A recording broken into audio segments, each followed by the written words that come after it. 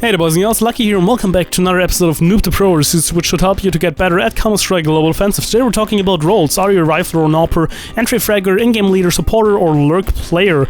Now keep in mind, Noob the Pro is always a 3-part series, meaning on Monday you'll always get a big tutorial video like this one, including the training routine for the week, and Tuesday I'll be answering more questions in my stream, and right after that my girlfriend will be streaming the actual training. And Sundays, there's sometimes a highlight episode of what has been going on over the week with the training and the Noob the Pro episodes. But I'd say, let's get right into it.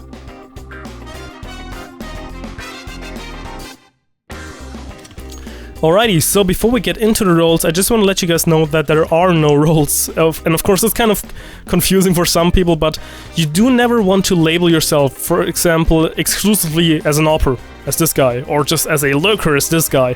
You need to be able to play all roles depending on the situation that's currently happening in the round. Of course, one round you might be an AWPer, however, next round you might be like an IGL, and of course usually the IGL stays the same, but like say this guy was the IGL before and he just cannot make clear calls, then this guy should like switch it up. Or for example, this guy is like a 4 out of 10 with a rifle, but a 10 out of 10 with a AWP, then he's like an 8 out of 10 with a rifle or an 8 out of 10 with an AWP, then they should switch in order to increase their overall number, or better said, the winning chance of being better at the game. So you really gotta play it off the current situation in the game and how your teammates are playing, especially when you're in solo queue. So when you're in a set team, you got friend 1, 2, 3, and 4, and the 5th guy is you. You know, okay, you're setting up a team, this is that guy, and everyone has a certain role, and that's kind of their default position. However, this does not mean that like the AWPer never is going to rifle or is never going to throw any support nades, because they still have to be able to do that. However, it's kind of their starting out role, and if they see it's not working, they gotta adapt to the situation and make it fit. So never call yourself just a lurker, or just an AWPer, or I don't know, just an Entry-Fragger. You need to be able to play all of those things, especially in solo queue, where you do not know any of these guys. So when you're playing with friends, it makes a lot more sense to give yourself roles, especially if you're like playing with a team, not just friends. But if you're playing with randoms, you never know what they're going to do. You never know if they're good at anything, like to be precise, meaning that you really have to play it off the situation and adapt to the situation, and of course your team should be able to do the same. But again, even if they're not, just if you're able to, you can again switch out 2 of the 5 roles, which helps already a lot, just percentage-wise. So make sure you're not labeling yourself as one role. Of course, one of the roles might fit you a little better. However, don't always try to be an AWPer and always say drop me AWPer, stuff like that. Sometimes it's just better if you also get a rifle. So right here, my friend, this is for you. Alright, so before we get into the roles, you gotta realize there are rifles and AWPs in the game, and these kind of, well, center around certain roles. Some of them can be used for both. However, something that you have to know, if you're an AWPer, you also need to be able to rifle, because you can't always afford an AWP, so your rifling has to be on point as well. So, however, if you're a rifler, you do not necessarily have to like be able to use the AWP. You can, of course, at the end of the round save it for your AWPer in the team, but if you have an AWP, again, keep in mind, it's not always possible to get one, meaning you have to be just as good, or well, closely as good, with a rifle as well.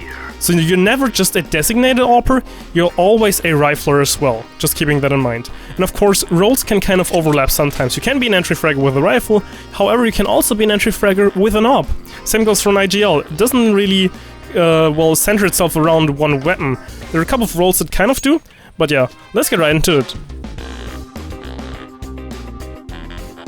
Alright, now let's talk about the Entry-Fragger as a rifler, so to speak. So when you're an Entry-Fragger, you're the first guy going in. So skill set you need to have and really be spot on with is kind of, first of all, the timing. So for example, you have to know that when you're coming out of the spawn, just like right here, how long it takes you to get to this spot, as well as how long it takes the CTs to rotate over to, well, banana on this side. So basically you want to know the meeting points, and if both of them are running, you're kind of meeting about right here-ish. So you know that you're the first guy as a TE side player to peek in right here and not face anyone in case you got the best spawn. That's the first thing, knowing the timings. Second thing for an Entry-Fragger is being able to spot on, pre-aim and pre-fire certain spots to clear them very quickly. Oftentimes, as a Entry-Fragger, you're just straight on going for a pre-fire or just banging through the walls and just firing right here and trying to clear as many things as possible just by, well, pushing yourself out there. If you're pushing yourself out here, for example, if you're just waiting around right here and you're only seeing to this spot, this means you kind of have info about right there. However, the CTs, they kind of have more info. They can know, like, you can only come from here. However, the CT can stand here, here, here, maybe there. So in this case, they have lots more knowledge. So as a Entry-Fragger, it's not only your job to go in and try to get the first frag of the game, but also just damage the guys in case you're not able to finish them, and also just push in to create space. By creating space, you already cleared this spot, you probably know no one is there, and then just by pushing in even further, you can see no one's here or here, meaning that you now gain more information that your IGL or just in general your whole team can work with. So again, you want to have your positioning down, especially like when it comes to the timing of when people are meeting. You want to have like good pre-aiming, and just in general you really want to have like spot-on pre-fire in order to kill the guys very fast. And even if you do not manage to kill the first guy, just get him down as low as possible. So let's say someone would be standing here, and you're firing at him, and you're not killing him, however you bring him down to like 48, like 14 HP or something. You gotta call out to your team immediately so that your support and like trade fraggers can do the job. And even if you're not able to kill the guy, even if you just damage him, as long as your team is getting the trade frag, it's still a better scenario for you, because in this scenario, this guy is dead, and usually there are only 2 on B, meaning there's only 1 left on site, and it's now a 4 versus 1 push instead of a 5 versus 2, which doesn't allow the CTs to do crossfires anymore, meaning that your team will have a lot easier time to actually get to the site. And that's basically how you entry frag as a rifler. Now let's talk about entry fragging as an AWPer. It's kind of similar in a way that you still gotta know the timings. It's even more important now to know the timings, to be very specific. But in general, since like when you're using the AWP, you cannot immediately just quickscope in and fire. Like the weapon just doesn't get accurate fast enough, like that. Well, that example it actually did right here. But as you can see, I aimed right there. And then again, so I'm aiming for example right here. And now we do a quick fire, a quickscope. This one was on point. However, this one wasn't. It's quite far off, so you kind of play it a little more passively, even if you're aggressive with an AWP, because you gotta wait for the blur of the scope to go away to be 100% accurate and to really hit a target, especially long ranges. And if you're an entry-fragger as an AWPer, that's usually what you do. You're not kind of rushing in right here and trying to no-scope that guy. You're trying to get a first pick, so it's still entry-fragging, but it's more like entry-picking. So you're going to the spot right here and you're just waiting for the guys to peek, and you wait and wait and wait, and as soon as you see them pop up, you just fire. And you're kind of punishing them for being aggressive. You're playing some sort of a mind game to push them back even further, to make them play less aggressive, more passively, so that you as a T player or just as a team and overall, again this also works on the CT side, can be more aggressive yourself. You can kind of take the initiative, take action, and kind of again push into the side further, gain more intel, stuff like that. Now another example would be very often and very commonly, you go right here, get out your AWP, and you just pre-aim for the guys who are trying to cross right here. Now, these spots often require kind of fast reaction times.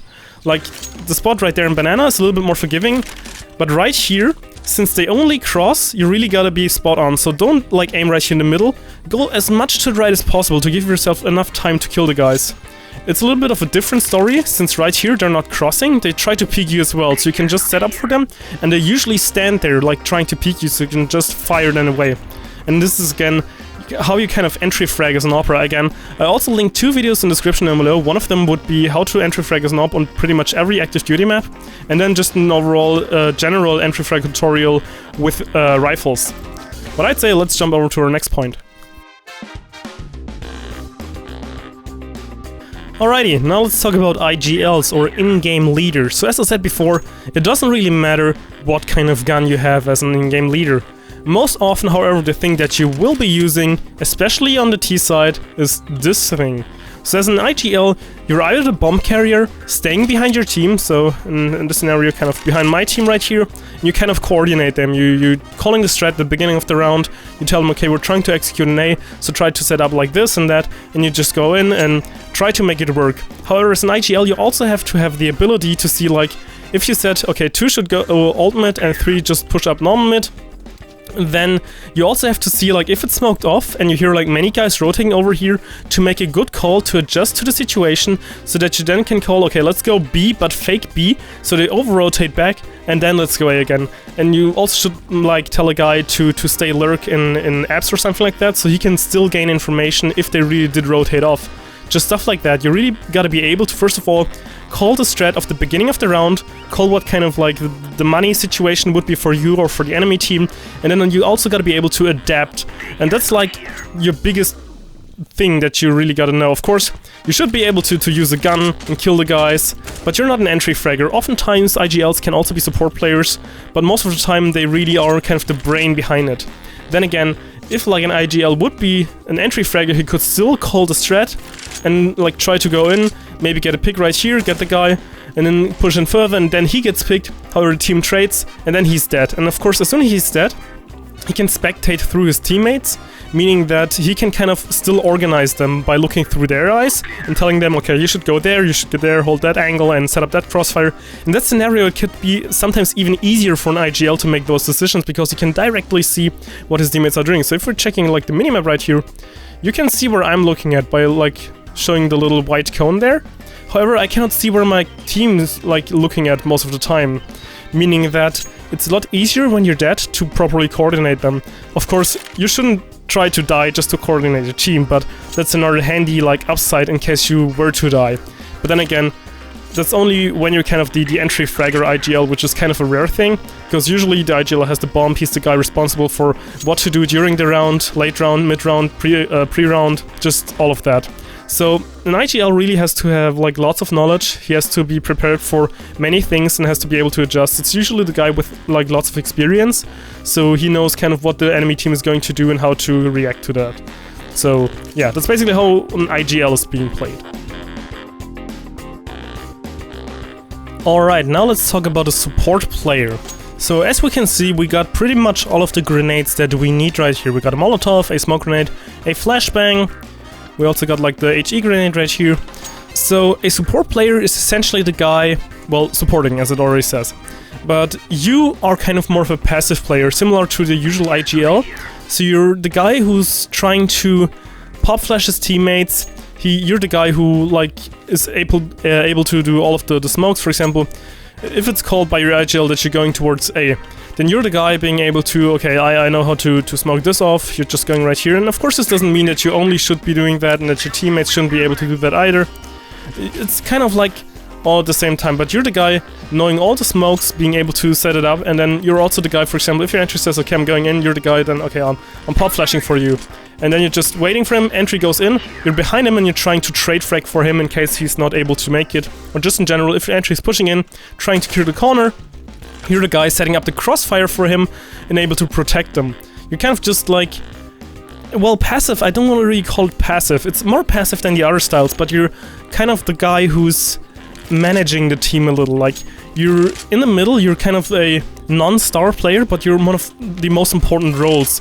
You're supporting your team, you're making the plays happen by supporting the plays, if that makes any sense to you. So, as I said again, if your entry is going in, and he's checking the spots right here, you're then still holding the position right here in case the other guy from pit is trying to kill your entry. Then of course, as soon as your entry is moving up, you're moving up with him, and a very important thing, you're not baiting your entry right here.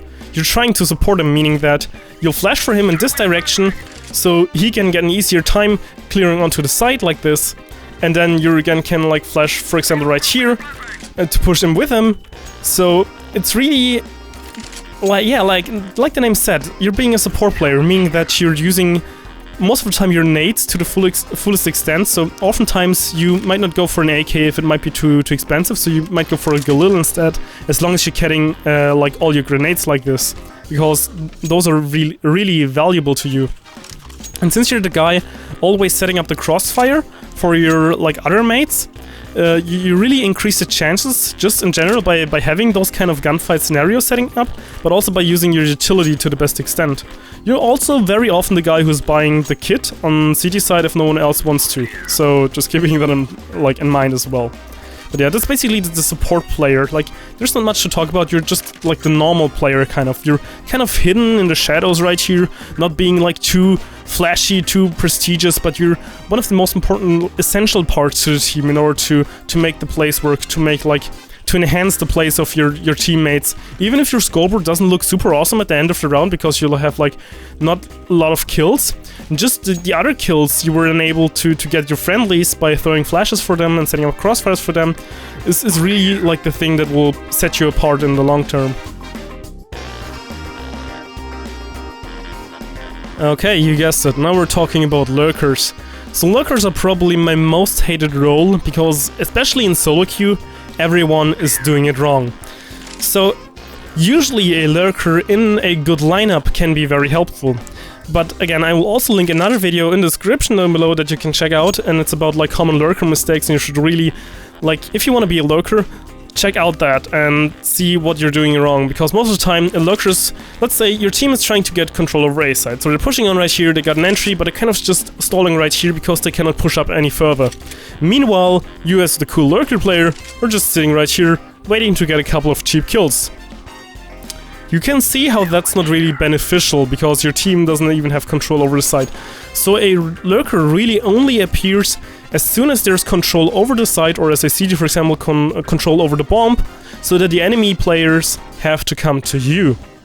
Meaning, a lurk player, if done properly, knows that, pushes in with the team, gets control, gets to play the objective, and then he kind of sets himself apart a little bit, and he's playing some weird off angles trying to catch the enemy players off guard, because of course they have to rotate in. And that's like another thing. As a lurker, you need to know all the rotating routes, and especially how much time it takes the enemies to get through them. So of course if someone's rotating through banana, going up middle, it'll take them not as much time as if they would be going through the spawn then, and then back second mid, through apps, and then onto side. That takes a lot longer. And just like knowing those timings is very essential. Again, you also need to be able to make good, like, you need to be able to judge if you should engage in this situation. For example, you're just hiding right here, waiting for the players, and you can hear them coming up mid. And you're just listening to the footsteps, and you're like, okay, one guy is coming, and you're calling it out for team, of course. Like, one's coming up middle, and you hear another guy. And you don't want to just pop up and then try to kill him immediately. You just want to play it safe. You can hear them and see if there's another guy coming, and you call it out to your team, but you do not want to take too much time as well. So it's a really thin line of a good lurker, like this one right here. And this is what you can do wrong, and this all the way down to middle. So only on this line you're really a good lurker. So many people want to play lurk for just a simple reason that catching off rotators, like the rotators often are like with a knife, la la la la la, and they're jumping and trying to bunny hop or something like that. And as soon as you're just waiting for them with a rifle, you can easily spray them down, and you're getting a kill. And then at the end of the round, like, that's also another problem with like exit frags. You look good, but you didn't really do anything to help the team win the game. So a good lurker only really tries to lurk as soon as he knows that the control has been established over the objective previously. Again, you should also check out the video in the description down below, because it really like is covering other common lurker mistakes. But in general, you're the guy having good game sense, being able to tell where they're coming from, when they're coming from which position, and knowing the rotating routes, that is.